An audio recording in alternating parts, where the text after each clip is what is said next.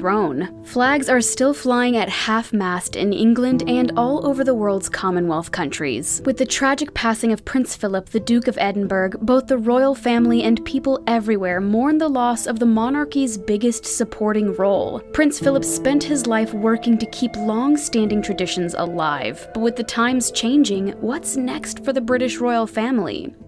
In the weeks and months following Prince Philip's passing, the royal family has specific official protocols to follow. A family who follows traditions to a T, the Queen, her children, grandchildren, and great-grandchildren will all be in mourning. The royal family's official Twitter issued a statement expressing their deep sorrow and explaining that the Duke passed away peacefully at Windsor Castle. In recent years, the Queen has passed off much of the royal meet-and-greet events and appearances to the younger generation.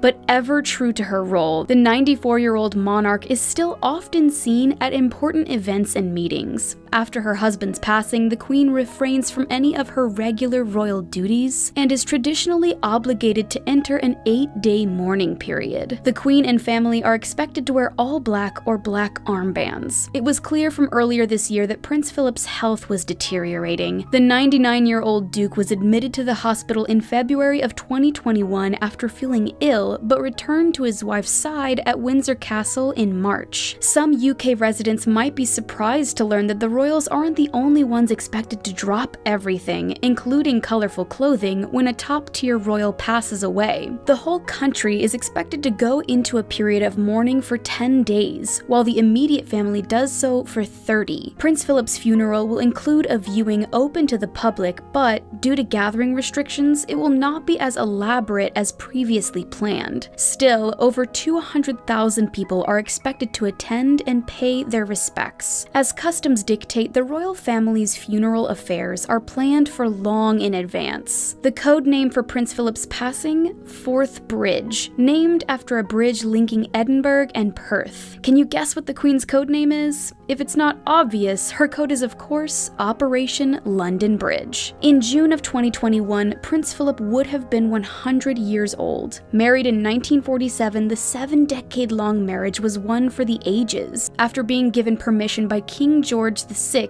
they tied the knot at Westminster Abbey as the wedding was broadcast over the radio worldwide. Together, the pair ruled and oversaw the country's head of state management, ushering into the 21st century their somewhat old-school traditions and customs. Prince Philip was instrumental in bridging palace traditions with relatively modern visions of the future after the Second World War. Queen Elizabeth was just 27 years old when she took the weight of the nation onto her shoulders. Luckily, she had her husband, a distant cousin, and love match by her side. When they married, Philip knew he was taking on a lifelong job of supporting the future queen. He left his career in the Navy and renounced his Greek citizenship. He took on his title of the Duke of Edinburgh and stepped up to the plate, driven by a sense of duty. In a speech given for her golden wedding anniversary in 1997, the Queen said, "He has quite simply been my strength and stay all these years." Philip wasn't a king because he wasn't born into the immediate royal family like his wife. The Prince William, Harry, and George, Princess Diana, and others were. Instead, he was considered a royal consort and, when he passed, became the longest living royal consort in history. The couple had 4 children: Prince Charles, Princess Anne, Prince Andrew, and Prince Edward. During the years of their reign and marriage, Philip undertook his role seriously and with regal dignity. He may not have been king, but he took every opportunity to support his wife's duties, standing in for her when necessary. He gave many speeches and official statements on the crown's behalf. Prince Philip was a caretaker of tradition and saw it as his life's duty to protect the ways of the past, ensuring that future generations would take up the responsibility when the time comes. In 1956, the Duke initiated the successful Duke of Edinburgh Award and Trust, which helped support young people's academics. He also endorsed wildlife initiatives through his charity work and philanthropy. At the time of his 90th birthday, Prince Philip was still working, attending events and public appearances. Since 2017, however, Prince Philip has been retired from his public life and enjoyed their Sandringham countryside estate's peace and quiet. So, as mourning subsides and the crown carries on, some are wondering what this means for the royal monarchy. The fact is, Prince Philip's passing does not directly affect the line of succession to the throne, but that doesn't mean mean that things won't change. Next in line to the throne is Queen Elizabeth and Prince Philip's eldest son, the 72-year-old Prince Charles. Charles was previously married to Lady Diana, but is now the husband of Camilla, Duchess of Cornwall. If the Queen outlives the heir, which is seeming more and more likely, the next in line is Charles's oldest son, 38-year-old Prince William. William and Kate Middleton, the Duchess of Cambridge, have been preparing for the chance that they will take their place at the head of the family. After Charles and William comes the adorable Prince George. It's hard to imagine this blonde-haired second grader as a king, but that's likely what he'll grow up to be. George's sister, Princess Charlotte, is fourth in line to the throne, and fifth is little Prince Louis. With the recent events of Meghan Markle and Prince Harry speaking out against the outdated outlooks of the palace, it has us wondering how much longer the crown will last. The couple gave up their titles and roles due to the pressures of British tabloids and the unrealistic expectations of royal life. In their recent interview with Oprah Winfrey, Meghan shared about her struggles with mental health while living amongst the royals. "I said I'd never felt this way before, and I was told that I couldn't, that it wouldn't be good for the institution," she stated. Prince Harry is technically sixth in line to the throne, but in the current situation, some wonder whether he would take up the duty if the job were presented to him. Harry and Meghan now live in the States and are pregnant with their second child. While Meghan and Harry have given up their royal lifestyles, that doesn't take their kids out of the running. Their first son, Archie Harrison Mountbatten Windsor, is still seventh in line to be King of England. Next in line to the throne is Prince Andrew, another son of Queen Elizabeth and Prince Philip. Also known as the Duke of York, Andrew stepped away from royal duties back in 2019 after getting caught up in an American scandal alongside a controversial investor. When the grieving of Prince Philip's legacy is over and when Queen Elizabeth herself is no longer around, will the younger generations keep up the torch that the people worked so hard to maintain? Meghan and Harry have made it clear that they dislike the way things are done across the pond. But do Kate and William feel the same? After the biggest royal wedding to rock the nation since Charles and Diana, Prince William and Kate Middleton have been walking the line drawn by the Queen. They've made the airs, worn the hats, and clapped at the races. But when and if their time comes to rule, will they be able to change the way things are done? The future King of England will have to decide which ancient traditions, customs, and ways of life to uphold. With so many changes to politics, human rights, and diversity happening for younger generations, it's interesting to imagine how differently the monarchy may look by the time little George takes the throne. Will it finally be time to give up the stuffy traditions of colonial-based customs, let go of the rigid formalities, and make way for new ideas?